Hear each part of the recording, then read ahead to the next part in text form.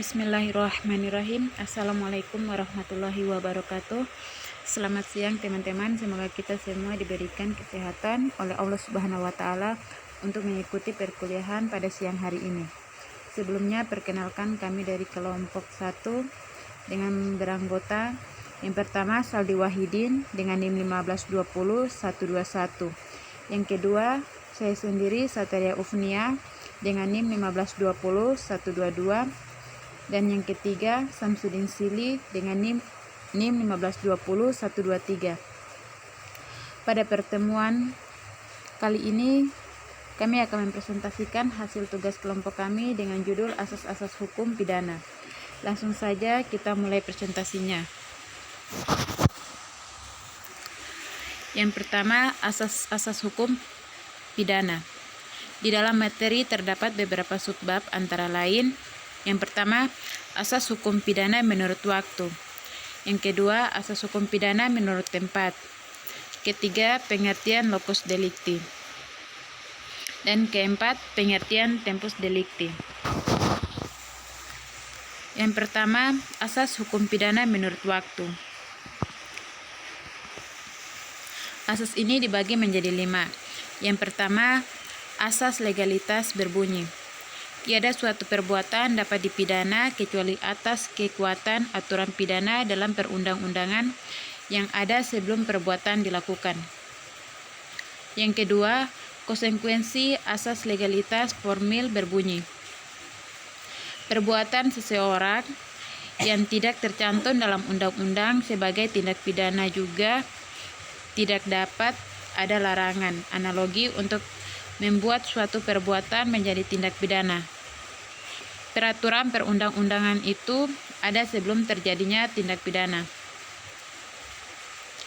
Ketiga, asas legalitas material berbunyi: hakim sebagai penegak hukum dan keadilan wajib menggali, mengikuti, dan memahami nilai-nilai hukum yang hidup dalam masyarakat. Yang keempat, asas legalitas dalam rancangan KUHP. Rancangan KUHP memperluas eksistensi hukum tak tertulis sebagai dasar patut dipidananya suatu perbuatan sepanjang perbuatan itu tidak ada persamaannya atau tidak diatur dalam perundang-undangan. Dan yang kelima, asas temporis delicti berbunyi: tiap tindak pidana yang dilakukan seseorang harus diadili menurut ketentuan pidana yang berlaku saat itu.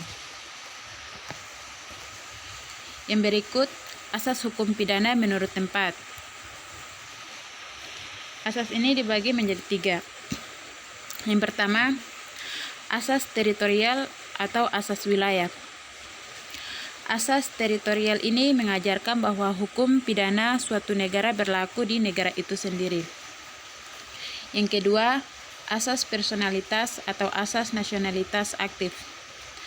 Asas personalitas bertumpu pada kewarganegaraan pelaku tindak pidana. Artinya, hukum pidana negara mengikuti kemanapun warga negaranya. Dengan demikian, hukum pidana mengikuti warga negara Indonesia kemanapun ia berada. Yang ketiga, asas perlindungan atau asas nasional pasif. Asas perlindungan menentukan bahwa hukum pidana suatu negara berlaku bagi perbuatan dilakukan di luar negeri. Jika perbuatan tersebut melanggar kepentingan negara yang bersangkutan, asas tersebut juga diberlakukan di Indonesia.